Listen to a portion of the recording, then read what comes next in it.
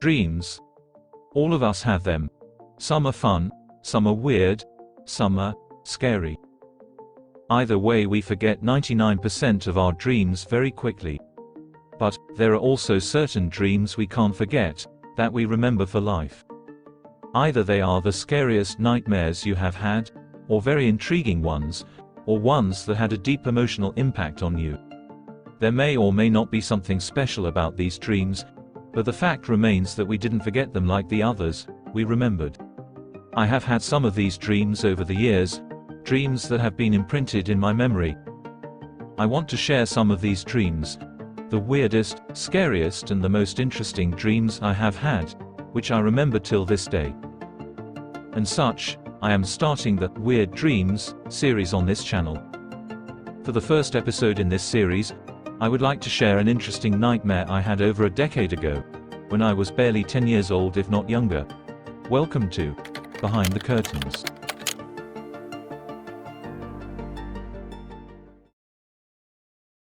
This dream was not exactly one dream, but rather a repeating dream I had many times over and over, almost continuously for many nights. Before starting, let me give you some context. My family lived on the first floor of an apartment. In this apartment, there was one room which we didn't use a lot. It was kind of like a guest room. The curtains of the window in this room were almost always closed shut. As once again, no one used this room much. I moved into this room when I was in 5th grade. There wasn't anything particularly special about the window or anything. It was just an ordinary window. That's what makes my dream bizarre.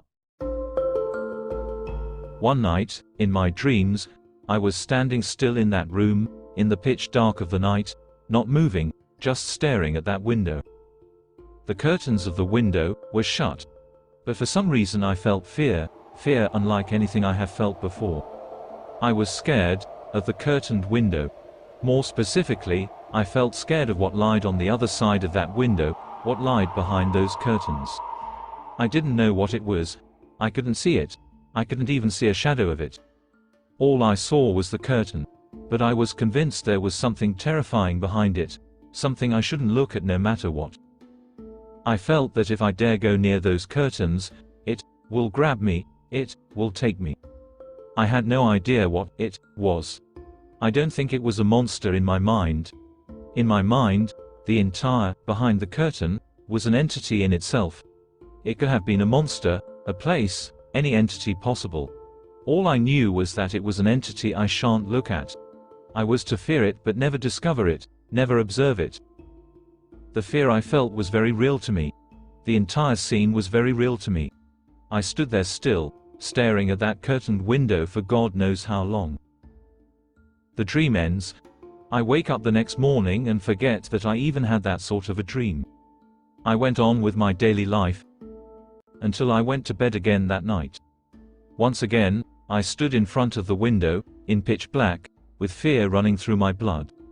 Don't look behind the curtain. Don't even go near it. I woke up the second morning, and this time I remembered the dream or nightmare or whatever you want to call it. I also remembered the fact that I had this exact dream the previous night as well. In the afternoon, I checked out the window. The curtains of the window were closed as usual. I didn't fear it a bit. I walked up to the window and pulled the curtain open. I just saw the regular scenery outside my house as expected. There was nothing out of the ordinary behind the curtain. Nothing to fear, nothing to dread. But on the third night, I saw the same dream again. Me standing in the dark room, the window with the closed curtains in front of me, with fear running chills through me. Whatever lies behind those curtains, I must not look at it. I must not get close to it. If I get near the curtains, it would grab me, it would take me. This cycle continued for many nights. I had this same nightmare again and again, night in, night out. To the point I started to feel scared at the very idea of sleeping, because I knew that that dream would be waiting for me, behind my closed eyes. Every night I had that dream it would feel real, until I would abruptly wake up in cold sweat realizing it was just a dream. However, while fear remained the primary emotion I felt during these dreams, there was unknowingly a secondary emotion developing in me. Curiosity. One night, I was once again in that dream, not knowing that I was in the dream as usual. It always felt real. But this time something weird happened. I walked up to the window. I don't know why I did it, if it even was me doing it, or it was just a predetermined script I was following in my dreams. The me in the dream wanted to see what was behind the curtain, even if it just a peek, to see behind the curtain. I walked up to the window very cautiously and slowly. Very slightly, I lifted the bottom right corner of the curtain.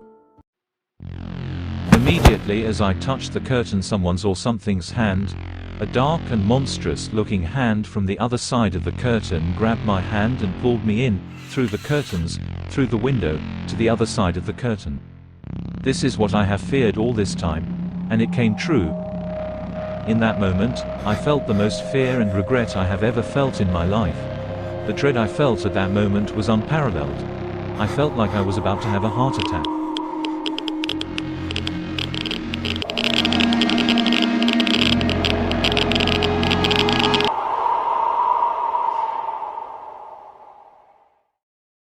But this fear, this regret, this dread, only lasted for half a second. Because once I entered the place behind the curtains, all of my fear went away. For the place behind the curtains was euphoric. It's hard to explain that place. Visually, it was like a beautiful and colorful space, a different reality almost. Something I have never experienced before. I can't explain that place using simple human senses or words, in the same way certain Lovecraftian monsters are impossible to explain using simple human language. I don't think I have a sense using which I can communicate the feeling I had as I observed that place.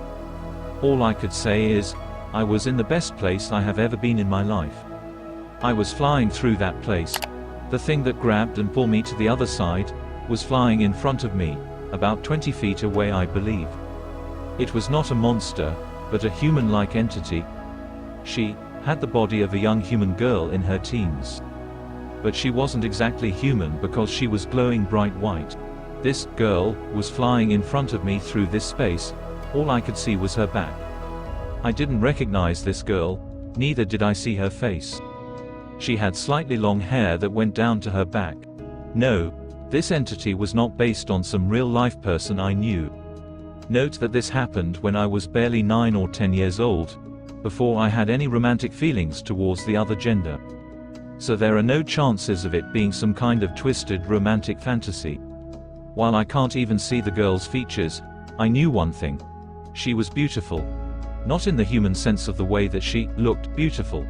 It was as if her very existence was beautiful. The fact that she existed was beautiful. And the reality she lived in was beautiful. As I flew after her in this colorful reality, I felt really good, I felt relieved, calm and blissful. I think I felt the best I have ever in my life. The other side of the curtain was a place of bliss, joy and happiness. I don't know for how long I was in that place, but it was probably not very long. I woke up the next morning, feeling really good and happy.